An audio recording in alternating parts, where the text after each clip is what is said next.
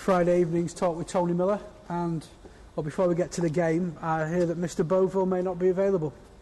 No, that's right. Jamie's picked up a 5-game ban. I think they've been a bit harsh, if I'm honest.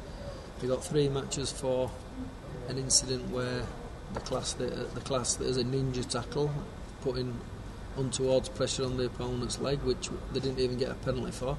And then he got 2 matches for leading with his elbow, which is rightly so. He knows about that. We've spoke about that.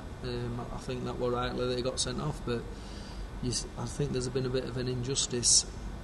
Jeff Lima for Wigan come from the side and attacked a player's leg, and he only got 1 game, and I thought that was a lot more severe than Jamie did. So I think he's been a bit unfairly treated too, and we have, but he just needs to get his head down now and use the 5 week as a good time to get some fitness.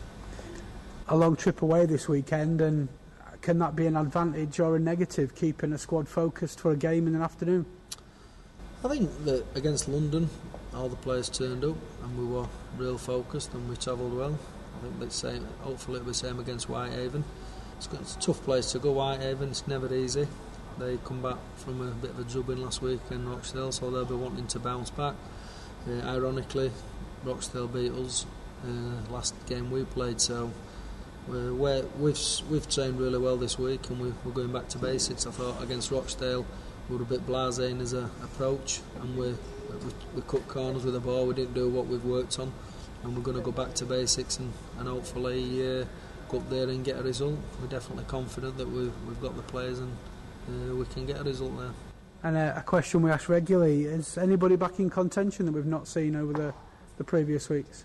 Yeah, Kyle Kesey's back from a 1-match ban. There's Dean Colton available. He were ill through the last game. Mick Butterfield had a leg injury, he were unavailable.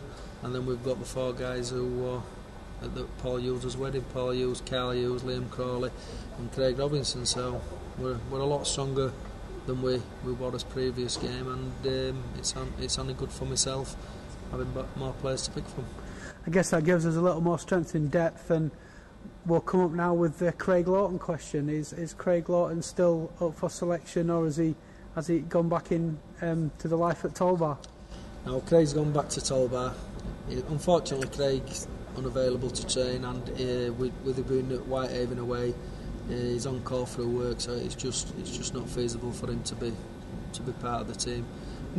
Maybe down the line we might be able to link up with Craig again. He knows he's welcome at Doncaster. If he don't, then I'd just like to thank him for his efforts. I thought he was magnificent for us, and he's Doncaster through and through, and it's a pleasure been working with him and for him to come back to the Dons for the 2 games. So I wish him all the best, and he's always welcome, whether he wants to come back, give it a go playing, or just to come and support the Dons.